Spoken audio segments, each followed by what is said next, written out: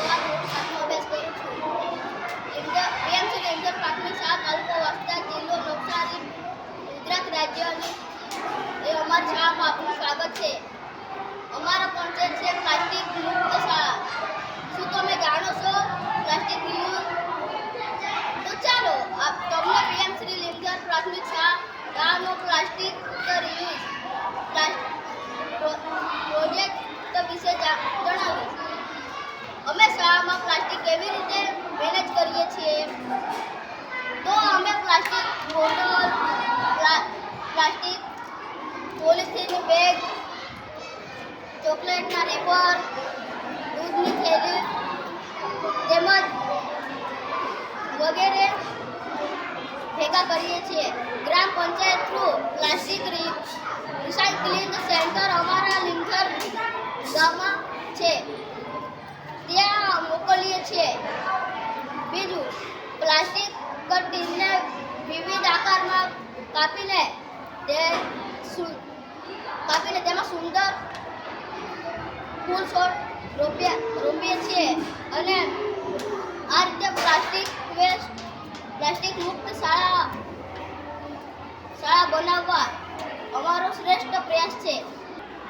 જય હિન્દ. આ plastic reuse કેવી રીતે કામ કરે તે જોઈએ.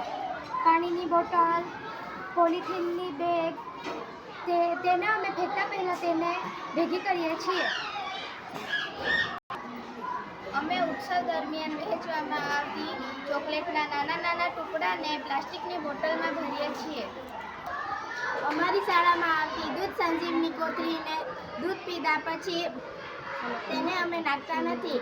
તેને અમે કાપીને બરાબર ધોઈ સૂકવવા મૂકીએ છીએ અને ભેગી કરીએ છીએ. પછી તેને રિસાયકલિંગ માટે મોકલીએ છીએ. પ્લાસ્ટિક ટીનને વિવિધ આકારની આપી રંગકામ કરી માટી ભૂરી તેમાં સુંદર ફૂલ છોડ રોપ્યા છે. આ રીતે પ્લાસ્ટિક રિયુઝ કરીએ છીએ. આ પ્રોજેક્ટના ફાયદા: રીયુઝ લેન્ડફિલ્સ પરની અવલંબનને ઘટાડી શકે છે, સંસાધનોનું સંરક્ષણ કરી શકે છે, પર્યાવરણ પ્લાસ્ટિક પ્રદૂષણ અને ગ્રીનહાઉસ ગેસ ઉત્સર્જન ઘટાડી શકે છે, ચોકલેટ, કાગળ, પ્લાસ્ટિક થેલી વગેરે પશુના મોંમાં જતી નથી અને જમીન પ્રદૂષણ અટકાવી શકે છે. આ રીતે પ્લાસ્ટિક મુક્ત શાળા બનાવવા અમારો શ્રેષ્ઠ પ્રયાસ છે. જય હિન્દ, જય ભારત.